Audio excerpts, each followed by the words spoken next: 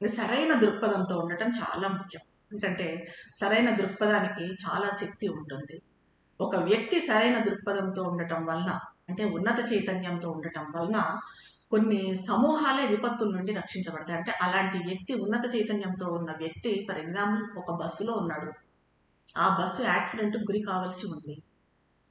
Because of that person, ఆ వ్యక్తి, ఆ ఉన్నత చైతన్యంతో ఉన్న వ్యక్తి ఆ బస్సులో ఉన్నందువలన బస్సు మొత్తము యాక్సిడెంట్ నుంచి రక్షించబడుతుంది. ఇదే ఈ ఉన్నత చైతన్యంలో ఉన్న వ్యక్తి దేన్నైనా కూడా చేయగలడు, దేన్నైనా కూడా, దేని నుంచైనా కూడా రక్షించగలడు అన్నదానికి మనకు చాలా ఉదాహరణలు ఉన్నాయి. ఫర్ ఎగ్జాంపుల్ ప్రహ్లాదుని తీసుకుంటే మన పురాణాల్లో, ప్రహ్లాదుని ఎన్ని రకాలుగా హిరణ్యకశ్యపుడు సంహరించాలనుకుంటాడు.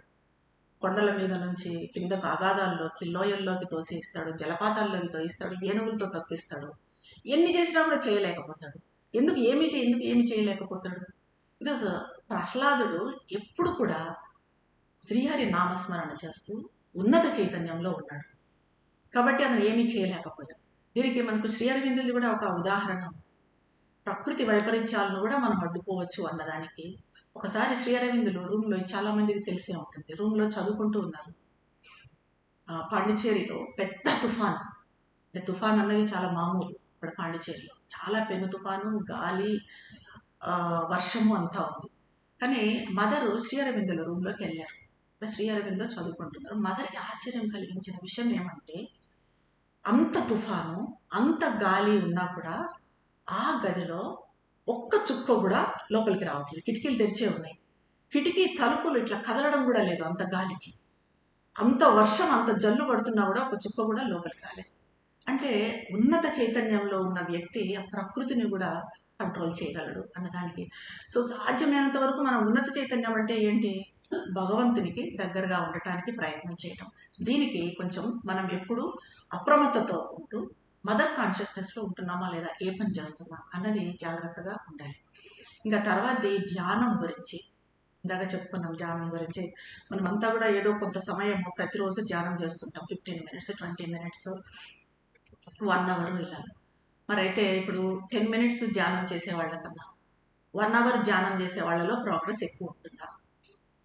ఎంత ఎక్కువ టైం చేస్తే, ఉదాహరణకి విపసన ధ్యాన పద్ధతే తీసుకుంటే అందులో మార్నింగ్ నుంచి ఈవినింగ్ వరకు ధ్యానమే ఉంటుంది, వేరే ఏమీ ఉండదు.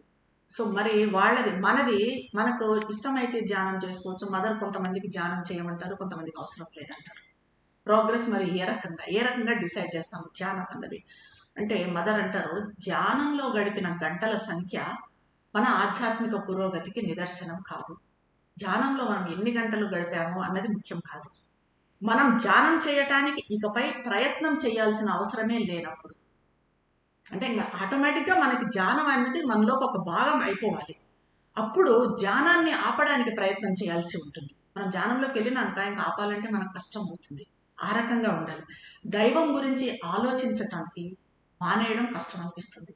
దైవం గురించి ఆలోచించకుండా నేను ఉండలేను, మదర్ గురించి ఆలోచించకుండా నేను ఏ పని చెయ్యలేను. అది అలా ఉన్నప్పుడు అది కరెక్ట్ అయిన ధ్యానం. అప్పుడే మనం నిజమైన పురోగతి సాధించినట్టు.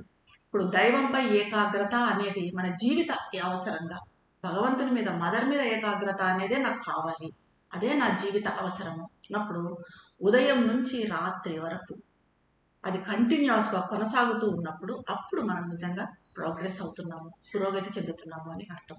సో ధ్యానం కోసం కూర్చున్నా, మనం బయట పనులు చేసుకుంటున్నా, ఇంట్లో పనులు చేసుకుంటూ ఉన్నా, ఏం చేస్తున్నా, నలుగురితో మాట్లాడుతున్నా, మనలో ఎప్పుడు ఉండాల్సింది ఏమంటే మదర్ కాన్షియస్నెస్లో ఉన్నామా లేదా. నిరంతరం చేసుకోవచ్చు, అది ప్రయత్నం చేస్తే కష్టం కాదు. అవతలి వాళ్ళ ఇన్ఫ్లుయెన్స్లో పడకుండా ఇది చాలా కష్టం, కానీ నెమ్మదిగా సాధన చేసే కొద్దీ మనం దాన్ని సాధించగలం. అయితే కొందరికి మదర్ అంటారు, కొందరికి ధ్యానం అవసరం, కొందరికి మదర్ అసలు ధ్యానం చేయాల్సిన అవసరమే లేదు అనేవాళ్ళు. కొంతమందికి ధ్యానం ఇచ్చేవాళ్ళు. అంటే అంత మాత్రాన వాళ్ళు పురోగతి చెందడం లేదు, ప్రోగ్రెస్ చెందడం లేదు అని కాదు. వాళ్ళు కూడా ఒక క్రమశిక్షణను పాటిస్తారు. అది ఎలా అంటే భక్తి సమర్పణ భావంతో కర్మను నిర్వర్తించడం. అంటే ఇప్పుడు సమాధి దగ్గర చూడండి, పాండిచేరిలో కానీ ఇక్కడ కానీ పూలు ఎంత శ్రద్ధగా, ఎంత అందంగా అమరుస్తారు, అది ధ్యానమే. అలాగే ఏదైనా రాస్తారు, కొంతమంది రాసేటప్పుడు పూర్తిగా దాంట్లో ఉంటారు, అది కూడా ధ్యానమే. ఏదైనా పని చేస్తున్నప్పుడు పూర్తిగా దానిలో ఉంటూ చేసినప్పుడు ఒక సంగీతం, అది కూడా ధ్యానమే పూర్తిగా దానిలో ఉన్నప్పుడు. సో ఈ రకంగా చేసేదాన్ని పూర్తిగా భగవంతుని సన్నిధిలో ఉంటున్నట్టుగా చేసినప్పుడు అది ధ్యానం అవుతుంది. కేవలం ధ్యానంలోనే కాకుండా అన్ని పరిస్థితుల్లో, అంటే ఆ ధ్యాన సమయంలో మాత్రమే కాకుండా అన్ని పరిస్థితుల్లో ఫైనల్గా మనం అంటే క్రియాశీల జీవితం అంతటా కూడా దైవంతో నిరంతరం అనుసంధానంలో ఉండగలగాలి. మనం ఇక్కడికి వచ్చి ఒక అరగంట సేపు ధ్యానం చేసినప్పుడు మాత్రమే మదర్తో అనుసంధానంలో ఉండటం కాదు, ఏ పని చేస్తున్నా కూడా దైవంతో అనుసంధానంతో మదర్తో అనుసంధానంలో ఉండగలగాలి. ఇంకా ఎందుకంటే కొందరు ధ్యానంలో కూర్చున్నప్పుడు చాలా బాగుందని ఆనందంగా ఉందని భావిస్తారు. మనం చూస్తుంటాం చాలా మంది ధ్యానంలో కూర్చొని బాగా ప్రశాంతంగా ఉంటారు. ఒకవేళ వాళ్ళు ఏదైనా డిస్టర్బ్ అయ్యారంటే వెంటనే కోపంగా అరుస్తారు బయటికి లేచి వచ్చి. సో అది ఎందుకు అవుతుంది అంటే మదర్ అంటారు ధ్యానం చేస్తున్నప్పుడు కేవలం మనసు మాత్రం, అది ఒక మానసిక ప్రక్రియ. ధ్యానం అన్నది మనసు మాత్రమే పరివర్తన చెందుతుంది. నీకు ఆలోచనలు కొంచెము తగ్గచ్చు, ఆలోచనలను నువ్వు కంట్రోల్ చేయగలగచ్చు, కానీ మన ప్రాణము శరీరాల్లో ఎలాంటి పరివర్తన ఉండదు. ఆ ప్రాణము శరీరాలు అన్నవి అలా ఆ రకంగా సప్రెస్ చేయబడి ఉంటాయి. ధ్యానం చేస్తున్నంతసేపు శరీరము కదిలించము, ప్రాణంలో ఈ కోరికలు ఇవన్నీ కూడా అవేమి బయటికి రానివ్వకుండా సప్రెస్ చేసి పెడతాం. సో అవి ఎలాగ మరి పరివర్తన చెందడం? ఒట్టి ధ్యానంతో అది కాదు కదా. కాబట్టి మనము 24 గంటలు ధ్యానంలో కూర్చుంటే పూర్తి ప్రోగ్రెస్ అవుతుంది అన్నది లేదు. అది ఇవి కూడా మనకు ప్రోగ్రెస్ కాగలి. అసలు మెడిటేషన్ అంటే శ్రీ అరవిందో అంటారు, meditation is when the inner mind is looking at things to get the right knowledge. అంటే నిజమైన జ్ఞానాన్ని పొందటానికి మన ఆంతరిక మనసు విషయాల వంక చూడటం. అంటే ఇప్పుడు బాహ్యంలో కనిపించేది కాకుండా మనం బయట వ్యక్తులు ఏదో మాట్లాడుతున్నారు, మనం వాళ్ళతో మాట్లాడుతున్నాము, వాళ్ళు ఏదో అన్నందుకు మనం మిస్అండర్స్టాండ్ చేసుకున్నాం, కానీ అక్కడ వేరేది ఉండొచ్చు. వాళ్ళని అండర్స్టాండ్ చేసుకోవాల్సిన అవసరం లేకుండా వాళ్ళు అలా మాట్లాడటానికి ఏదో పరిస్థితి వాళ్ళకు ఉండొచ్చు. మనకు అది ఎప్పుడు తెలుస్తుంది మరి? ఊరికే బాహ్యం నుంచి చూస్తే అర్థం కాదు. ఇన్నర్ మైండ్, మన ఆంతరిక మనసు నుంచి చూస్తే అప్పుడు మనకు కరెక్ట్ సత్యము, కరెక్ట్ జ్ఞానం అన్నది వస్తుంది. అది కరెక్ట్ ధ్యానం, అది ధ్యానం చేసినట్టు అంటారు. ఎందుకంటే ఈ ఆధ్యాత్మిక జీవితానికి సంకేతం అంటే చాలా మటుకు ఏమనుకుంటారు, ధ్యాన సామర్థ్యం, ధ్యానం చేసే సామర్థ్యము అనే అనుకుంటారు. అంటే ధ్యానం ఇప్పుడు చాలా మంది చూస్తూ ఉంటాం, ఎంత గంటలు గంటలు తరబడి ధ్యానంలో కూర్చుంటారు. వాళ్ళని చూసి వాళ్ళు ఎలా కూర్చుంటారు, వాళ్ళు మనకన్నా చాలా గొప్ప అనుకుంటాం, మనము అనుకుంటాము. వాళ్ళు కూడా అలా చేసేవాళ్ళు కూడా మేము శ్రేష్టమైన వాళ్ళము, మేము ఇంతసేపు ధ్యానం చేస్తున్నాం కాబట్టి మేము చాలా గొప్పవాళ్ళము అనుకుంటారు. కానీ అది కరెక్ట్ కాదు అంటారు మదర్. అది కాదు కరెక్ట్. మనం అంతా కూడా మన అస్తిత్వం మొత్తము పరివర్తన చెందాలి. అది చెందుతుందా లేదా, మన చైతన్యం ఉన్నతం అవుతుందా లేదా, ఇవన్నీ కూడా లెక్కలోకి వస్తాయి. సో ధ్యానాలు కూడా రకరకాల ధ్యానాలు ఉన్నాయని చెప్తారు. ఇప్పుడు ఒక ఆలోచన తీసుకొని దాని ద్వారా ఒక ఫలితాన్ని చేరటానికి ప్రయత్నించవచ్చు. ఇప్పుడు ఒక ఆలోచనను, మనకి ఏదైనా సమస్య వచ్చింది, దానికి పరిష్కారం కోసం ఆలోచిస్తాం. అప్పుడు ఈ రకంగా ఆలోచించి అది కూడా ధ్యానం. ఆలోచించడం ద్వారా ఒక్క స్టెప్ చైతన్యం అనేది ఉన్నతం అవుతుంది. దాని గురించి ఎక్కువగా ఆలోచించి, ఇది మనకు సావిత్రిలో బుక్ 7లో ద బుక్ ఆఫ్ యోగాలో సావిత్రి, ఇప్పుడు సత్యవంతుడు మరణించబోతున్నాడు, మృత్యువును సావిత్రి ఎదుర్కోవాలి, ఏ రకంగా ఎదుర్కోవాలి అని ఆ ఫస్ట్ క్యాంటోలో కూర్చొని ఆలోచిస్తుంది. సత్యవంతుడు నిద్రపోతున్నాడు, సావిత్రి ఆలోచిస్తుంది ఎలా చేయాలి. అలా చేసినప్పుడు ఒక్కసారిగా ఆమె ఇంకొక హయ్యర్ కాన్షియస్నెస్లోకి, ఉన్నత చైతన్యంలోకి జంప్ అవుతుంది. అప్పుడు యోగ సాధన మొదలు పెడుతుంది. సో ఇది కూడా ధ్యానమే. మనం అలా ఒక సమస్య పరిష్కారం కోసం ఒక ఆలోచనను తీసుకొని అదే పనిగా దాన్ని ఆలోచించినప్పుడు చాలా మటుకు మనకు కూడా చిన్న చిన్న విషయాల్లో జరుగుతూ ఉంటుంది. ఒకటే ఆలోచన చేయంగా మనకు పరిష్కారం టక్కున దొరుకుతుంది. ఓ ఇది కరెక్ట్ అనిపిస్తుంది. సో అంటే మనం పరిష్కారాన్ని కనిపెట్టగలిగినాం, కొంచెం ఉన్నతం చేయగలిగినాం మన చైతన్యాన్ని. అలాగే ఇంకొకటి ఏమంటే, ఒక బిందువుపై ఏకాగ్రత వహించినప్పుడు సాధారణంగా ఏమి జరుగుతుందో అది జరుగుతుంది. అంటే ఒక బిందువుపై మన ఏకాగ్రత మొత్తాన్ని సమీకరిస్తే ఆ నిర్దిష్ట క్షణంలో ఒక బిందువుని పెట్టుకుని దాని మీద ఏకాగ్రతను పెట్టామంటే కంటిన్యూస్గా, అప్పుడు కూడా మనము ఇంకొక చైతన్యంలోకి, ఉన్నత చైతన్యంలోకి ప్రవేశించడం జరుగుతుంది. ఒక ఆలోచన మీద అని ఇప్పుడు చెప్పుకున్నాం. అలాగే ఇంకా ఆకాంక్ష అన్నది ఈ ధ్యానము, ఆకాంక్ష. ధ్యానంలో మనం మరి ఆకాంక్షించాలా లేదా? ధ్యానం అంటే మనం మామూలుగా మన ఆలోచనలు గమనించడమా, ఆలోచనలు లేకుండా తిరస్కరించటమా, పాజిటివ్ ఆలోచనల మీద ధ్యానం చేయటమా, ఇవి. లేదా మన ఆకాంక్ష మీద రకరకాలుగా చేయొచ్చు ధ్యానం అన్నది. ఇది ఎలా అంటే ఒక్కొక్కసారి అంటే ఇప్పుడు మన బాడీ ట్రాన్స్ఫర్మేషన్ కోసము ధ్యానం చేయొచ్చు, అది కూడా ఆకాంక్షించవచ్చు. మదర్ కాన్షియస్నెస్లో నేను ఎప్పుడూ ఉండాలి అని అది కూడా ఆకాంక్షించవచ్చు. మనకు మన గోల్ ఏంటి? మదర్ సంకల్పం, మన సంకల్పం కావాలి. అమ్మ, let thy will be done, let me be thy instrument. నేను నీ ఇన్స్ట్రుమెంట్ కావాలి, నీ సాధనం కావాలి, ఇలా ఆకాంక్షించవచ్చు. అంటే మదర్ సాధనం కావాలి నేను. ఎందుకు? మదరు శ్రీ అరవిందులు తలపెట్టిన ఆ మహత్కార్యము ఎంత గొప్పది! రూపాంతరీకరణ, భూ రూపాంతరీకరణ. మన ఒక్కరి రూపాంతరీకరణ కాదు, భూ రూపాంతరీకరణ. అంటే భూమి మీద ఇన్ని నెగిటివిటీస్ ఇన్ని చూస్తున్నాం మనము, ఇవన్నీ కూడా రూపాంతరం చెందాలి. ఈ భూమి స్వర్గం కావాలి. సో ఇది చిన్న కార్యం కాదు. సో ఇంతటి మహత్కార్యం వాళ్ళు చేపట్టినప్పుడు మనం కనీసం ఉడతా సాయం అన్నా చేయాలి. ఉడతా భక్తిగా అన్నా మనం చేయగలిగినంత చేయాలి. సో అది చేయాలంటే మనం ఏం చేయాలి? మనం ఏం చేయగలం? మనం ఏం చేయలేము, మన శక్తి చాలదు. ఓన్లీ థింగ్ ఇస్ మదర్కి మనల్ని సమర్పించుకోవటము, మదర్ చేతుల్లో మనం ఇన్స్ట్రుమెంట్ కావాలని ఆకాంక్షించడం. ఈ రకంగా కూడా ఆకాంక్షించవచ్చు. అయితే ఇలా ఆకాంక్షించినప్పుడు మనలోని సామర్థ్యాలు పీక్ టు ద పీక్. అంటే మనకు రైటింగ్స్ ఉందనుకోండి, ఆ రాసే దాంట్లో హైయెస్ట్ అత్యున్నత సామర్థ్యం కనపరుస్తాం. అదే డ్రాయింగ్ ఉంది, డ్రాయింగ్ చేస్తున్నాము, కొంతమంది ఎంత అద్భుతంగా చేస్తారు. అలాగే ఏకాగ్రత పెట్టి ఆకాంక్షించినప్పుడు దానికి కూడా హైయెస్ట్. వంట చేసేటప్పుడు కూడా ఆ వంటలో కూడా హైయెస్ట్ టాలెంట్ అన్నది, వంటలో కూడా ఆ నైపుణ్యము, ఆ సామర్థ్యం అన్నది బయటపడుతుంది. ఈ రకంగా టు ద పీక్ హైయెస్ట్ మనము సాక్షాత్కరిస్తాయి. ఈ అవకాశాలు వ్యక్తిని బట్టి మారతాయి. కానీ మనము ఇలా ఆకాంక్షించినప్పుడు ఎలా అంటే నిశ్శబ్దంగా ఉండటం కోసం పడే తాపత్రయం, నిశ్శబ్దంగా ఉండాలి, నా మనసు నిశ్శబ్దం కావటం లేదు, నిశ్శబ్దంగా ఉండాలి అనే తాపత్రయం కానీ, సమాధానాల కోసం వెతకటం కానీ, ఒక సమస్య వచ్చింది దాని సమాధానం కోసం అదా అని వెతకకుండా అమ్మకు సమర్పించుకోవటం, ఆ జవాబు వస్తుందేమో అని వేచి చూడటము, ఇవన్నీ కూడా ఆవిరిలాగా మాయమవుతుంది. ఎలా అంటే ఆకాంక్ష జ్వాలలో అవి పడిపోతాయి. మనకు ఆటోమేటిక్గా జరిగిపోతుంది, మనకు కావాల్సిన పరిష్కారం వచ్చేస్తుంది, కావాల్సిన సమాధానం వచ్చేస్తుంది, మనము తాపత్రయపడకుండా ఉంటే.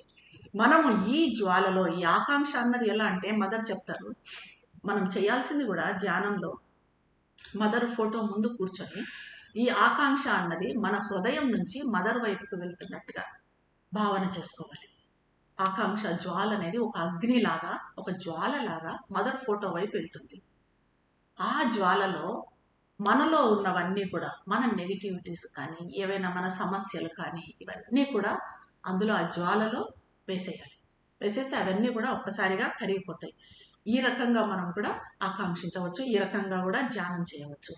అయితే ఇంకో ధ్యానం గురించి కూడా శ్రీ అరవిందులు చెప్తారు, అది సెల్ఫ్ డైనమిక్ మెడిటేషన్ అంటారు. దీని గురించి మదర్ అంటారు, ఇది వ్యక్తిత్వాన్ని మార్చే శక్తి కలిగిన ధ్యానం, ఇది పురోగమించేలా చేసే ధ్యానం. నిశ్చలంగా జడంగా ఉండి చైతన్యంలో లేదా జీవన విధానంలో ఎలాంటి మార్పు తీసుకురాని చలనం లేని ధ్యానానికి. అంటే మనం ఇప్పుడే చెప్పుకున్నాం, చలనం లేకుండా కూర్చొని మనము ధ్యానం చేస్తూ మన ప్రాణంలో కానీ, మన శరీరంలో కానీ ఎలాంటి మార్పు లేకుండా ఉండే ధ్యానానికి ఇది ఈ డైనమిక్ మెడిటేషన్ అన్నది పూర్తిగా అది డిఫరెంట్.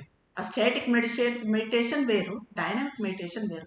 ఈ స్టాటిక్ మెడిటేషన్తో ఏమంటే మనకి మనసు ఒక రకంగా కంట్రోల్ అవుతుందేమో, కానీ మనం అస్తిత్వంలోని మిగిలిన భాగాలు చేంజ్ కావు. సో దానికి మరి ఏమన్నా పద్ధతి ఉందా అన్నది చూస్తే, ఇందులో మన ఆకాంక్ష కూడా ఇందాక మనం చెప్పుకున్నట్టుగా భిన్నంగా ఉంటుంది. మదర్ ఫోర్స్కి మనల్ని మనం ఉన్మీలనం చేసుకోవటానికి అలా కూడా ధ్యానం చేయొచ్చు. మనల్ని మనం సమర్పించుకోవటం మనకు రావటం లేదు, ఇందాక అనుకున్నాము సమర్పణ కష్టము అని, మనకు తెలియటం లేదు పూర్తిగా ఎలా సమర్పించుకోవాలి, అది కూడా మనం ఆకాంక్షించవచ్చు. పూర్తిగా అమ్మ నన్ను నేను అహం లేకుండా పూర్తిగా నిన్ను సమర్పించుకొని, నీకు సమర్పించుకున్నట్టుగా, నన్ను నేను సమర్పించుకున్నట్టుగా, నా ఆహారాన్ని సమర్పించుకున్నట్టుగా చెయ్యి అని చెప్పి అలా కూడా మనం ఆకాంక్షించవచ్చు. ఇలా ప్రతి ఒక్కరికి ఎవరికి వాళ్ళది ధ్యాన పద్ధతి ఉంటుంది. కానీ ధ్యానం అనేది చైతన్యవంతంగా ఉండాలని కోరుకుంటే పురోగతి సాధించాలి అనే ఆకాంక్ష తప్పనిసరిగా ఉండాలి. మనం అదే పురోగతి సాధించాలి అని కూడా ఆకాంక్షించవచ్చు. నేను ప్రోగ్రెస్ కావాలి అమ్మా, ఎక్కడుంటే అక్కడ ఉన్నాను, ఇంకొంచెం ప్రోగ్రెస్ కావాలి అని ఆకాంక్షించాలి. మళ్ళీ ఆకాంక్ష కూడా ఎలాగా, తపన లేకుండా, ఆరాటం లేకుండా, తొందర లేకుండా ఆకాంక్షించాలి. ప్రశాంతంగా ఆకాంక్షించాలి. ఎలా అంటే ప్రార్థన కూడా ఆకాంక్షతో సమానంగా ఉంటుంది. ప్రార్థన అన్నది కూడా చాలా అద్భుతంగా పనిచేస్తుంది. ఈ ప్రార్థనకి అయితే బలమైన ప్రేరణ ఉండాలి. అది హృదయం నుంచి వచ్చే ప్రార్థన ఉండాలి. ఏదో మనం ఇప్పుడు బయటికి మాటలతో ఇప్పుడు ప్రార్థన చేస్తూ ఉంటారు, సహస్రనామాలు చదువుతారు, మనసు ఏదో ఆలోచిస్తుంటుంది, బయటికి ఏదో చదువుతూ ఉంటారు. అలా కాదు. ప్రార్థన అనేది మన హృదయం నుంచి బయటికి రావాలి. అదే శ్రీ అరవిందుల సావిత్రిలో అంటారు కదా, అ prayer, a master act, a king idea can link man's strength to a transcendent force, then miracle is made a common rule. A prayer, a master act. ఒక ప్రార్థన, ఒక గొప్ప ఆలోచన, a king idea, ఒక గొప్ప భావన can link man's strength, మన బలాన్ని ఆ సర్వాతిశయుని శక్తికి అనుసంధానం చేస్తుంది. అప్పుడు అద్భుతం అన్నది సర్వసాధారణం అవుతుంది. ఇప్పుడు మనకు జీవితంలో ఎప్పుడో ఒకసారి అద్భుతాలు జరిగాయి అని చెప్పుకుంటాం. వాళ్ళ జీవితాల్లో అద్భుతాలు జరిగాయి, వాళ్ళ పిల్లలకి ఇలా వచ్చాయి, వాళ్ళ పరిస్థితి ఇలా ఉంది, అలా అద్భుతం జరిగింది అనుకుంటాం. ఎప్పుడు ఈ అద్భుతాలు మనకి రోజు జరుగుతాయి అంటే ఎప్పుడైతే మన ప్రార్థన ఆ రకంగా మన హృదయం నుంచి పూర్తిగా, మనం మళ్ళీ నటించడం అనేది ఉండకూడదు. ఇది ఇప్పుడు ధ్యానం చేసినప్పుడు కూడా చూడండి, మనకి 15 దానికి పరిమితి ఉంటుంది. 15 నిమిషాలు మాత్రమే మనం ధ్యానం చేయగలిగితే 15 నిమిషాలే చేయి. 5 నిమిషాలు చేయగలిగితే 5 నిమిషాలు చేయి. అరగంట చేయగలిగితే అరగంట చేయి. వెంటనే లేయాలి. అంతే తప్ప మనం ఏదో టైం పెట్టుకున్నామని చెప్పి ఆ చేసే శక్తి లేకున్నా కూడా వేరేదేదో అనుకుంటూ గంటల తరబడి కూర్చున్నామంటే అది నటించడం అవుతుంది, కపటత్వం అవుతుంది. అలాంటి కపటత్వం అన్నది మనకు ప్రోగ్రెస్కి పెద్ద అడ్డంకి. అలాగే ఈ ప్రార్థన కూడా, ప్రార్థన అన్నది మన హృదయం నుంచి రావాలి. ఎప్పుడైతే అది మన హృదయం నుంచి రావటం లేదు, మెకానికల్గా వస్తుంది, మనం ప్రార్థన చేస్తున్నప్పుడు ఏదో నలుగురితో నారాయణ అన్నట్టు చెప్పేస్తున్నాము అని అంటే వెంటనే దాన్ని ఆపేయాలి. ఎందుకంటే ఈ కపటత్వం అన్నది ఒకసారి మనకు అలవాటు అయిపోయింది అంటే అదే నిజం అనుకుంటాం, అది మనలోకి ఇంబైవ్ అయిపోతుంది, అదే కంటిన్యూ అవుతుంది. కాబట్టి మనం ధ్యానం చేసిన, ఆకాంక్ష చేసిన, ప్రార్థన చేసిన అందులో సిన్సియారిటీ, నిజాయితీ గుర్తుపెట్టుకోవాల్సింది. మనం కరెక్ట్గా చేస్తున్నామా లేదా, అది చెయ్యట్లేదు, పక్కకు వచ్చాము, ఓకే, వెంటనే కాన్షియస్ కావాలి, లేచి వచ్చేయాలి. ఏమది కంటిన్యూస్గా కూర్చోవాల్సిన అవసరం లేదు, దాంట్లో ఒక నియమం లేదు.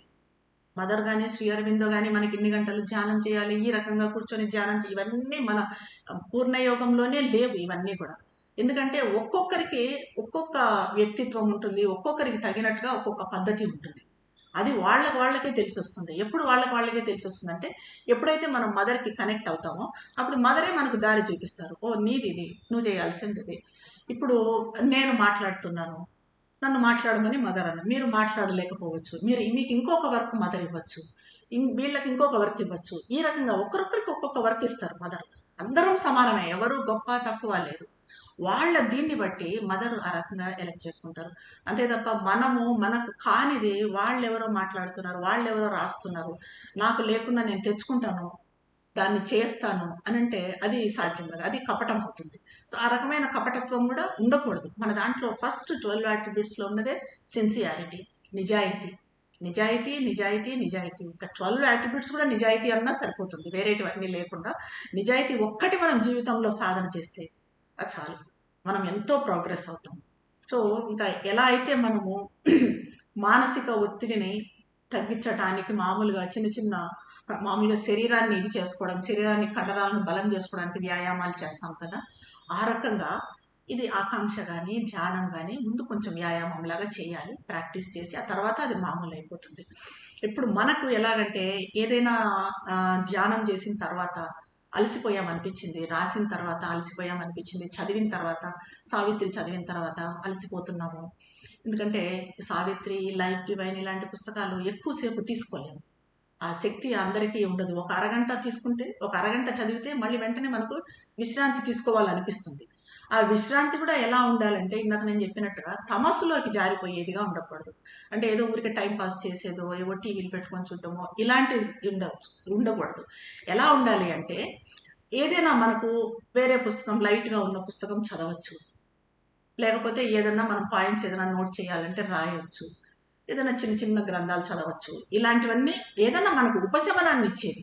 బట్ మన చైతన్యాన్ని తగ్గించకుండా ఉండాలి. మన కాన్షియస్‌నెస్ లో కాకుండా ఉండాలి. ఎప్పుడు మనం గమనించుకోవాల్సింది ఏమంటే, మన కాన్షియస్‌నెస్ లో కాకుండా ఉండాలి.